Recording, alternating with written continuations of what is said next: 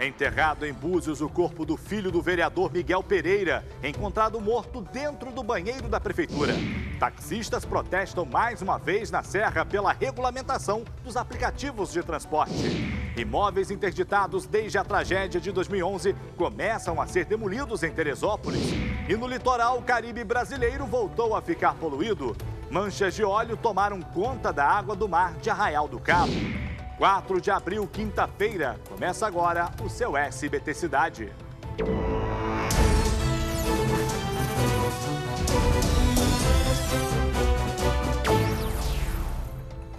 Boa noite, bem-vindo, bem-vinda mais uma vez ao nosso jornal. Nós vamos até encontrar-nos com o seu SBT Brasil, como a gente faz todos os dias, levando até você as informações mais importantes da região onde você mora. E essa é a nossa primeira notícia, uma denúncia grave de corrupção dentro da Divisão de Homicídios do Rio de Janeiro. A Polícia Federal teria encontrado provas de que policiais da delegacia teriam recebido propina para deixar de investigar assassinatos cometidos por bandidos ligados ao escritório do crime. Veja só. De acordo com informações do site UOL, pelo menos 2 delegados teriam recebido uma mesada paga por criminosos ligados ao escritório do crime. A propina teria sido entregue dentro da sede da Divisão de Homicídios na Barra da Tijuca. Esses atos de corrupção teriam impedido os esclarecimentos de crimes que envolvem milicianos e integrantes da máfia do jogo do bicho. Além das mortes da vereadora Marielle Franco e do motorista Anderson Gomes, também outros 2 crimes estão sendo investigados pela Polícia Federal. Os assassinatos do contraventor Ailton Escafura e de Miro Garcia, filho do bicheiro Valdomiro Paz Garcia, o Maninho. Os 2 casos aconteceram em 2017. As investigações da Polícia Federal apontam o escritório do crime como um dos principais grupos paramilitares envolvidos em assassinatos sob encomenda no estado. Essa milícia é composta por policiais e ex-policiais que foram treinados na elite da PM.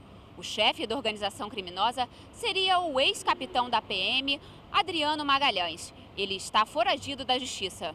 Companheiro do capitão, o sargento reformado da PM, Rony Lessa, também faria parte da quadrilha. Lessa foi preso no mês passado, acusado de fazer os disparos que mataram Marielle e Anderson. O ex-PM, Elcio de Queiroz, que teria dirigido o carro usado no crime, também foi preso. Agora, as investigações tentam descobrir os mandantes e o motivo do crime. Ainda segundo a reportagem, após a conclusão do caso Marielle e Anderson, os policiais federais vão se concentrar em descobrir a relação promíscua que une integrantes do crime organizado e agentes da segurança pública do Estado. A gente sabe que todo ser humano é passivo a erro, né? A gente sabe que qualquer pessoa pode estar dentro de uma instituição e se envolver com corrupção, mas fica difícil, né, a gente confiar na justiça, fica difícil confiar na polícia, tendo pessoas desse nível, desse naipe, trabalhando à frente de investigações que deveriam esclarecer os crimes e não participar dos mesmos. Bandido rouba carro de aplicativo, aceita a corrida, estupra passageira depois de liberar a filha dela num posto de gasolina. Isso aconteceu em Campo Grande, na capital fluminense. A vítima conseguiu fugir e foi socorrida pela polícia que prendeu o criminoso. A Patrícia Radlist tem os detalhes na reportagem. Veja. Eu escutei o pedido de socorro, socorro, socorro, socorro. Aí eu corri pro portão. No que eu corri pro portão, eu vi aquela pessoa correndo e em seguida eu escutei os tiros, né? O caso aconteceu aqui em Campo Grande, na zona oeste do Rio.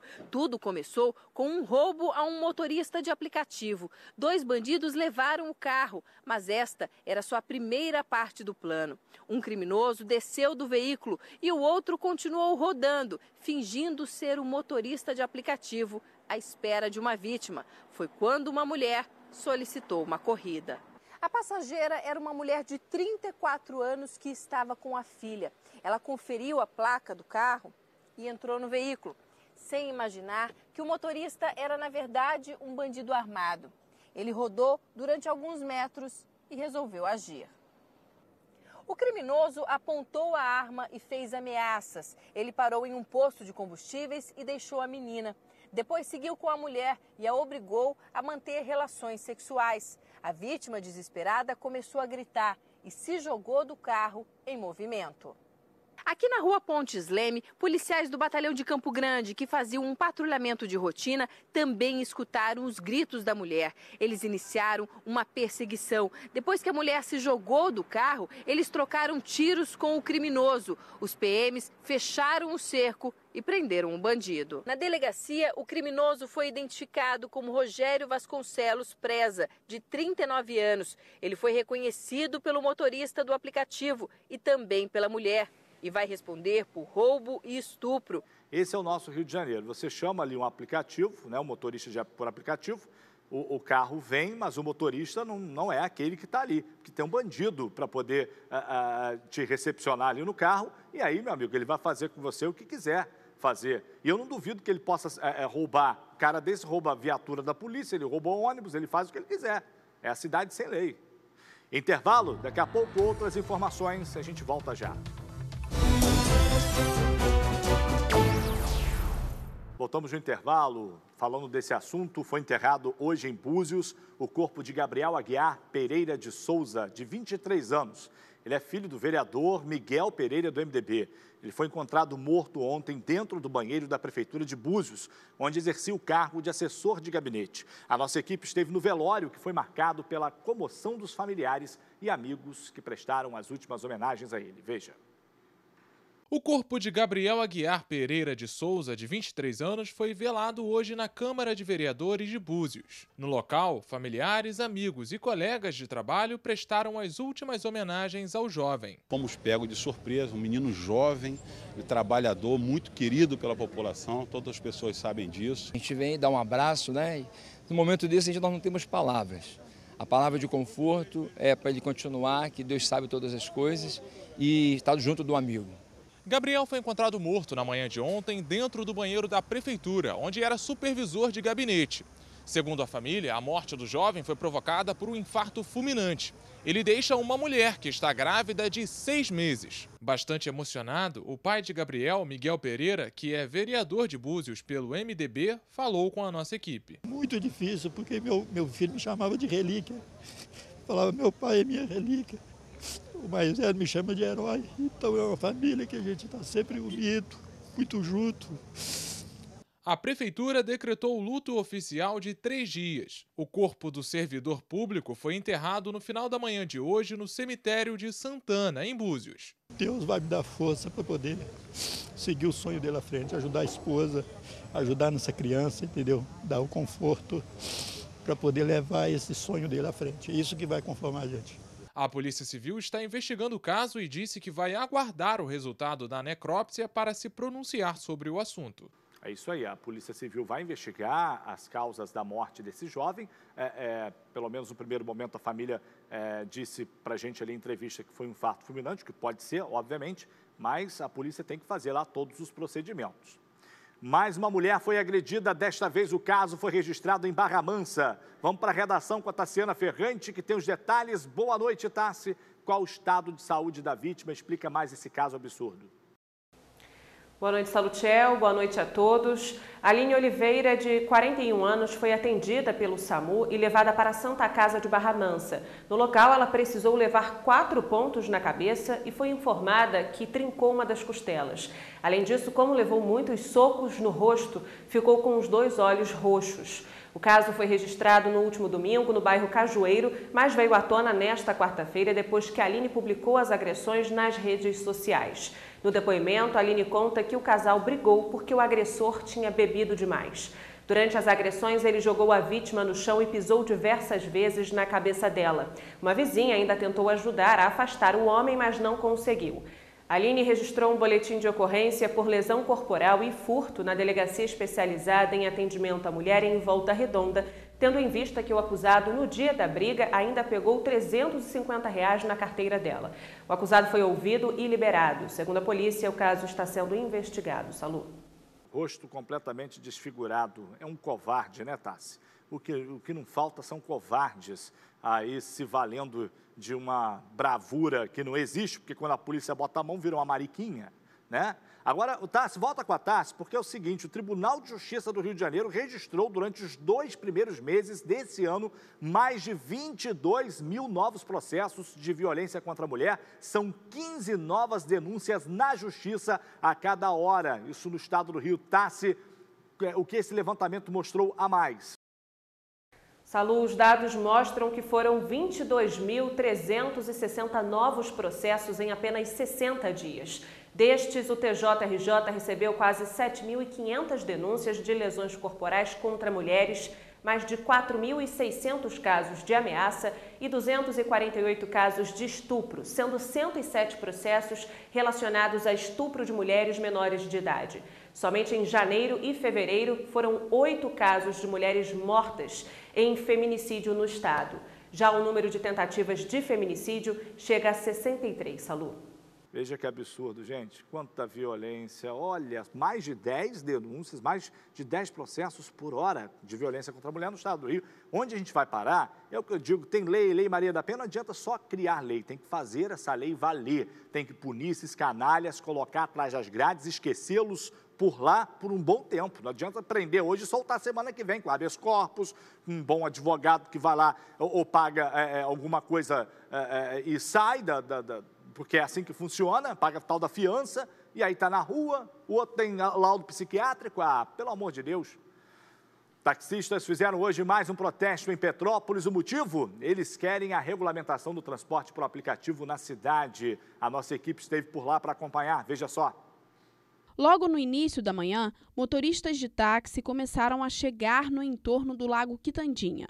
O local foi ponto de encontro para o início de uma carreata. Aproximadamente 300 taxistas estiveram reunidos nesta manhã no Lago Quitandinha com o slogan Juntos Somos Mais Fortes, reivindicando regulamentação. A gente já vem há bastante tempo sofrendo com esse negócio dos aplicativos, tá? Bastante tempo mesmo, com a pirataria, a clandestinidade. Então, nossa reivindicação é que essa regulamentação seja feita rápido. A Prefeitura já enviou um projeto de lei para a Câmara de Vereadores de Petrópolis. Para a vereadora Gilda Beatriz, do MDB, são necessárias algumas modificações. A gente tem que começar a discutir com os taxistas e com a Prefeitura para diminuir os tributos que os taxistas pagam. Por quê? Porque eles vão poder fazer seu transporte mais barato e vai ter uma concorrência leal com o aplicativo. Fazer com que o Poder Executivo, de fato, pense, olhem por eles e também faça essas taxas diminuir, para ter também uma concorrência leal e mais igualitária. Sempre falo que o sol nasce para todos, então não adianta brigar. As categorias têm que se entender, tem que haver regulamentação dos dois lados. E eu gostei até da fala do vereador aqui no final, porque a gente não tem que brigar por taxar os motoristas de aplicativo. A gente tem que brigar também para que os taxistas sejam menos taxados, né? A gente não pode bater palma para a nossa política que está aí cobrando impostos absurdos da gente. A gente tem que cobrar que os impostos sejam reduzidos. Aí as duas categorias aí têm os mesmos direitos, aí dá tudo certo. E o Caribe brasileiro está sujo novamente de óleo. Pois é, manchas de óleo foram vistas dessa vez por pescadores no mar de Arraial do Cabo. Até a coloração das areias mudou, e a gente, claro, acompanhou essa história. O MPF ficou de fazer uma vistoria nas áreas atingidas e o Lucas tem as informações direto da redação. Lucas, já sabem o motivo dessa nova poluição agora que aconteceu? Oi, Salutiel, boa noite para você, boa noite a todos. A Prefeitura de Arraial do Cabo informou que a Secretaria Municipal do Ambiente trabalha com a hipótese de que o óleo encontrado na prainha e nas prainhas do Pontal do Atalaia seja em decorrência de um óleo que vazou de uma plataforma móvel que operou ou que esteja operando ali próximo à costa da região. A Prefeitura disse ainda que o IBAMA também recolheu uma amostra do material para fazer uma análise, mas adiantou que, segundo o INEA, as praias afetadas não estão interditadas ou impróprias para o banho, Salutiel. E o mesmo problema também está acontecendo em Búzios. Por lá, a coloração da água da Praia da Brava mudou de repente e a Prefeitura acredita que o material que chegou até as praias da cidade seja da limpeza de tanques de grandes embarcações. E nós vamos continuar acompanhando esse caso e aguardar aí os resultados dessas análises, Salutiel. Volto com você. Mais uma vez, né, Lucas? Mais uma vez. É um absurdo isso. A gente está falando de Arraial do Cabo, um berçário de vida marinha, e aí tratada dessa forma. Gente, eu vou te contar que país que a gente está, hein? Que país que a gente vive. Triste. Intervalo? Então tá bom, intervalo. Daqui a pouco a gente volta com outras informações para você de todo o estado. Voltamos no intervalo com essa tragédia no trânsito. Otávio Augusto Alves, de 25 anos, morreu ao bater com a moto dele um caminhão de lixo na noite de ontem em Barra Mansa. Esse acidente aconteceu na Avenida Joaquim Leite, no centro da cidade. O jovem morava no bairro Vila Nova e chegou a ser socorrido, levado para a Santa Casa, mas já chegou sem vida à unidade hospitalar. O corpo dele foi levado para o Instituto Médico Legal de Volta Redonda, cidade vizinha. Notícia realmente que deve ter abalado, obviamente, toda a família e os amigos. Em São Pedro da Aldeia, houve interdições em apartamentos de um condomínio do programa Minha Casa Minha Vida. Para entender essa história, a gente volta com o Lucas Madureira, da redação. Lucas, qual o motivo dessa interdição? A obra foi mal feita e o que foi feito com os moradores aí desses apartamentos?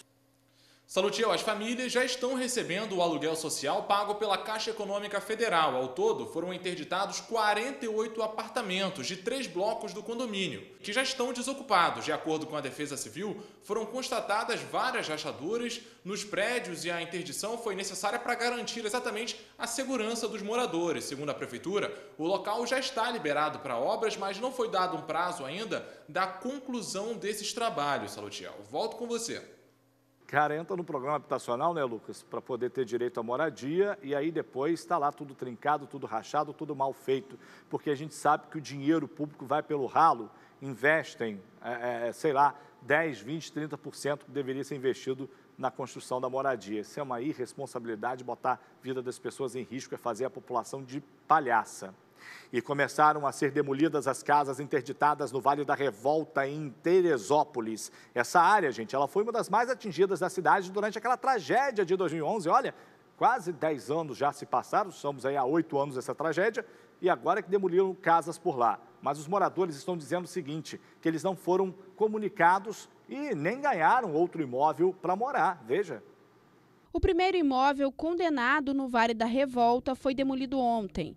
Equipes da Defesa Civil Municipal de Teresópolis e da Secretaria de Obras da cidade participaram da ação.